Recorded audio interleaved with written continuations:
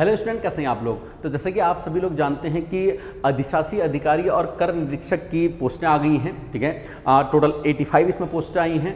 अब एक बात यह है कि आखिर ये पोस्ट जो है अपने आप में कितनी मायने रखती है और आखिर इस पोस्ट का इतना ज़्यादा क्रेज क्यों है, इतना भौकाल क्यों है इस पोस्ट का, इस बारे में आपको जानकारी देने का प्रयास करता हूँ। देखिए समझिए, यहाँ पे सबसे पहली बात तो एक दो बेसिक बात है जो आप जानती हो। लास्ट डेट इसकी 18 सितंबर तक है, आप इसे भर लेना, लास्ट में फॉर्म फिर छूट जाता है। अब ये जो अधिशासी अधिकारी और कर निरीक्षक है, नगर पंचायत के अधीन ये अधिकारी है, यानी कि शहरी विभाग जो है उसके अधीन ये आदमी काम करता है। अब देखिए इसमें टोटल 85 पोस्टें, ये हम जानते हैं। सबसे पहली बात आप ये समझ लीजिए आखिर इस पोस्ट का इतना भौकाल क्यों है, नगर पंचायत की संरचना कैसी होती है। देखिए नगर पंचायत में सबसे ऊपर आपका चेयरमैन होता है, यानी कि अध्यक्ष होता है।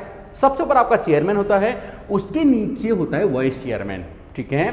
उसके नीचे वाइस चेयरमैन होता है।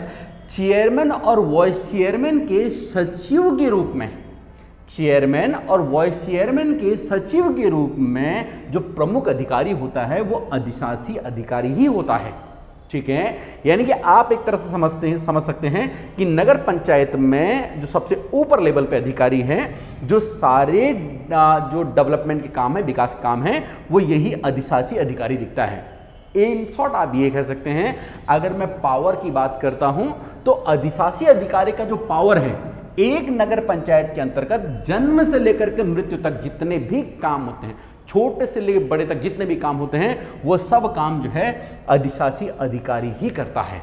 एक बात समझ लीजिए बे, जैसे गांव में बीपीडीओ काम करता है, विलेज पंचायत डेवलपमेंट ऑफिसर काम करता है, उसी तरह से ये होता है। बट फिर भी पावर की अगर बात करते हैं आप, तो अधिशासी अधिकारी के पास बहुत ज़्यादा पावर है, ठीक है। इसीलिए ध्यान रख लेना, जितने भी बीपीडीओ वाले हैं, ठीक है, जिनका भी इसमें सिलेक्शन हुआ है, वो सब भी इस फॉर्म को भरने वाले हैं। आप ही ध्यान रखना, क्योंकि वैसे भी हम जानते हैं कि बीपीडीओ के अंतर्गत जो ग्रेड पे है वो लेवल 4 का है, 2400 ग्रेड पे है, और इसका ग्रेड पे 2800 ग्रेड पे है। तो वैसे भी ये सब लोग इसमें भरने ही वाले हैं, ठीक। मतलब कंपटीशन को भी मैं आपको समझाऊंगा कि आखिर इसमें कितना कंपटीशन है और क्या क्या चीजें इसमें बेहतर हो सकती हैं।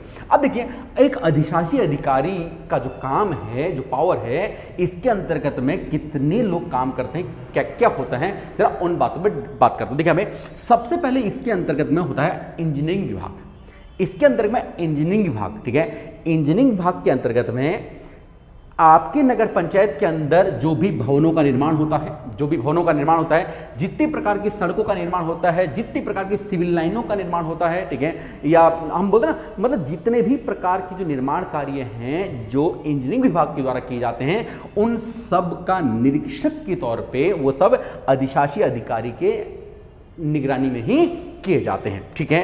दूसरा देखिए यहाँ पे सफाई का काम, एक नगर पंचायत के अंतर्गत जितने भी सफाई के काम होते हैं वो सभी अधिशासी अधिकारी की निगरानी में किए जाते हैं। हालांकि अधिशासी अधिकारी इन काम को सैनिटरी इंस्पेक्टर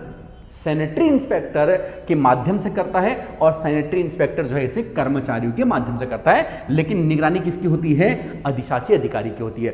एक नगर पंचायत के अंतर्गत जितना अतिक्रमण है वो भी अधिशासी अधिकारी की देखरेख में ही हटाने का काम भी उसको अधिशासी अधिकारी करता है। यानी कि जो अतिक्रमण इंस्पेक्टर होता है वो इनकी निगरानी में इस काम को करता है, ठीक है। चौथा जहां पे लेखा विभाग, जितना भी आय व्यय का जो लेखा जोखा होता है, ठीक है, कितना बजट खर्च हो रहा है, कितना बजट आ रहा है, नहीं आ रहा है, ठीक है, कहां क्या खर्च हो रहा है, वो सब काम भी अधिशासी अधिकारी की देखरेख में ही किया जाता है, ठीक है। और वो काम जो है जूनियर जो अकाउंटेंट होता है उसके माध्यम से करता है, लेकिन निगरानी किसकी होती है, अधिशासी अधिकारी की ही निगरानी होती है, ठीक है। अगला यहाँ पे फायर विभाग, जो फायर विभाग है, फायर इंस्पेक्टर भी इसी की निगरानी में ही काम करता है।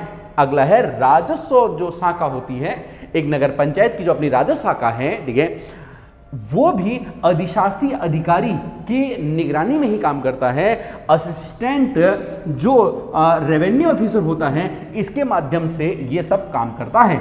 असिस्टेंट जो रेवेन्यू ऑफिसर होता है इसके माध्यम से काम करता है, ठीक है। अगली शाखा आपके यहाँ पे जो सर्वेयर की शाखा है, ड्राफ्टमैन जो है, जितने भी प्रकार का सर्वे आपका होता है वो सब काम भी सर्वियर इंस्पेक्टर जो है अधिशासी अधिकारी की निगरानी में ही करता है, ठीक है। आखिर जो काम है भाई असिस्टेंट लाइट, ठीक है, यहाँ पे असिस्टेंट लाइट ऑफिसर, लाइट जो इंस्पेक्टर है, मतलब आप सिंपल समझो जो नगरों में जो लाइट लगाई जाती है ना, रोडों पे आप देखते हो कि सड़कों पे लाइट लगी है, ठीक है, वो सब काम भी जो अधिशासी अधिकारी है इसी की देखरेख में होता है। इसका मतलब यह है इस आदमी का जो ग्रेड पे है 2800, उसको भूल जाना, आप उसको छोड़ देना, है ना। मतलब कि पावर के मामले में ये जो आदमी है ये बहुत ही खतरनाक आदमी है, ठीक हो गया, ठीक है। आप देखते होंगे कि अधिशासी अधिकारी के ऊपर आप देखते होंगे, ठीक है, बहुत ज़्यादा भ्रष्टाचार के आरोप लगते रहते हैं, है नहीं, करोड़ों की संपत्तियों में अधिशासी अधिकारी पकड़े जाते हैं। तो कहीं ना कहीं हमको इस तरह से काम नहीं करना है, लेकिन अब इस पे तो सरकारी काम कर सकती है, बट करोड़ों के भी उनमें अधिशासी अधिकारियों का नाम कई बार आपको देखने को मिल जाता है, ठीक हो गया, ठीक है। चलिए, तो आपको समझ में आ गया है कि एक अधिशासी अधिकारी क्या होता है और उसके क्या क्या काम है और किस तरह से वो काम करता है, ठीक है। एक बहुत अच्छा अवसर आपके पास है, पोस्टें हालांकि थोड़ी कम है, 85 पोस्टें हैं, बट 85 पोस्टें कम नहीं होती हैं, दिन रात एक करना पड़ेगा, है ना। अगले 3 महीने आपके पास हैं, जान झोंकनी पड़ेगी, जान झोंकनी पड़ेगी। अभी आपने पटवारी का एग्जाम दिया है, आपने बीपीडीओ का एग्जाम दिया है, ठीक है, और अब वही उसी तरह का, मतलब उसी तैयारी को आपको आगे लेकर के जाना है, ठीक है। याद रखना, फिर से शुरू मत कर देना, मैं हमेशा बोलता हूं, फिर से शुरू मत कर देना, फिर से एक एक करके चीज़ों को खोदने मत लग जाना। 3 महीने कब निकल जाएंगे आपको पता भी नहीं चलेगा। 3 महीने रिवीजन ही करना है, चीज़ों को याद करना है, जो पुरानी गलतियां उनको दोहराना नहीं है, ठीक है। और जहां पे कन्फ्यूजन है कन्फ्यूजन पे काम करना है, कन्फ्यूजन पे काम करना है और याद करने पे काम करना है। हर चीज़ को एक एक करके फिर यही गलती करते हैं ना कि फिर हम शुरू करना प्रारंभ कर देते हैं, शुरू करते हैं कि भाई फिर से वही प्रागैतिहासिक काल खोलेंगे, फिर वैदिक सभ्यता खोलेंगे, फिर हड़प्पा सभ्यता, वैदिक सभ्यता, ये वो सो उस तरह से हम पढ़ना शुरू करते नहीं, ठीक है। आपको पहले जो है महत्वपूर्ण सेक्शन आपको यहाँ पे कवर करना होगा और उसके बाद जाकर के आप जो आपका बचा तुझा सिलेबस है उसको आप कवर करेंगे। अगली वीडियो में मैं आपको ये बता दूंगा कि जो इसका सिलेबस है ना उसको आप किस तरह से कवर आप कर सकते हैं और ये एग्जाम कितना मुश्किल है या फिर कितना आसान है, ठीक है। कितना मुश्किल है कितना आसान है, कुछ लोग को लग रहा होगा 2 पेपर हैं, टफ हो गया है, ये हो गया उसका, बहुत ईजी तरीके से मैं आपको बताऊंगा कि किस तरह से यह एग्जाम आपका क्रैक हो सकता है, ठीक है। बाकी इसके लिए ऑनलाइन कोर्स जो है हमारा स्टार्ट हो गया है, आज से ही स्टार्ट हुआ है, अपना रजिस्ट्रेशन आप उसमें कर सकते हैं। सिंपली उसके लिए आपको देव की IAS की जो ऐप है वो प्ले स्टोर से आपको डाउनलोड करनी है, वहां पर आपको कोर्स दिख जाएगा, आपको वहां से ज्वाइन कर लेना है। अगर वहां से आप ज्वाइन नहीं कर पाते हैं तो 9758880349 पे आप एक मैसेज आप मुझे लिख देंगे, ठीक है, अधिशासी अधिकारी, राजस्व निरीक्षक या कुछ भी ऐसे लिख करके अपना नाम लिख के भेज देंगे आप मुझे यहाँ पे, और देन सिंपली मैं आपको डिटेल बता करके वहां से भी आप ज्वाइन कर सकते हैं, मतलब एक मैसेज करके भी आप इसे ज्वाइन कर सकते हैं। ध्यान रखना 3 महीने का आपका कोर्स रहेगा लगभग, जब तक इसका टिल एग्जाम है, जो इसकी डेट दे रखी 26 नवंबर। अभी फिलहाल हम उसी के हिसाब से तैयारी कराएंगे इसकी, ठीक है। और अगर एग्जाम की डेट थोड़ा आगे बढ़ती है तो आपका जो कोर्स है वो अपने आप ही एक्सटेंड हो जाएगा, ठीक है। लेकिन अभी हम 26 नवंबर के हिसाब से इसमें चलेंगे।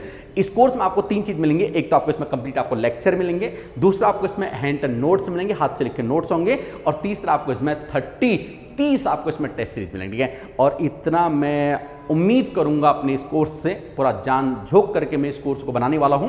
इतनी मैं उम्मीद करूंगा कि जितनी आपकी कट ऑफ जाएगी उससे ज़्यादा क्वेश्चन आपको इसमें दिख जाने चाहिए, है ना। वादा तो नहीं करता इस बात का, लेकिन पूरी जान झोंक करके बनाऊंगा, बहुत अच्छा कोर्स बनाऊंगा आप लोग के लिए 3 महीने के लिए, जितना मेरा अनुभव है, ठीक है, बाकी सबके सहयोग से उस तरह से इस कोर्स को बनाने का प्रयास किया जाएगा, ठीक है ना। आपको निराशा बिल्कुल नहीं होगी, कोर्स आप ज्वाइन करते हैं, आपको निराशा 1% भी इसमें नहीं होगी, ये मेरी पूरी जिम्मेदारी है, ठीक। चलिए बने रहिए, थैंक यू, शुक्रिया, धन्यवाद, ऑल द बेस्ट। बाकी कमेंट सेक्शन में आप बताना कि आपको और क्या क्या चीजें चाहिए, ठीक है ना। चलिए, ओके, थैंक यू।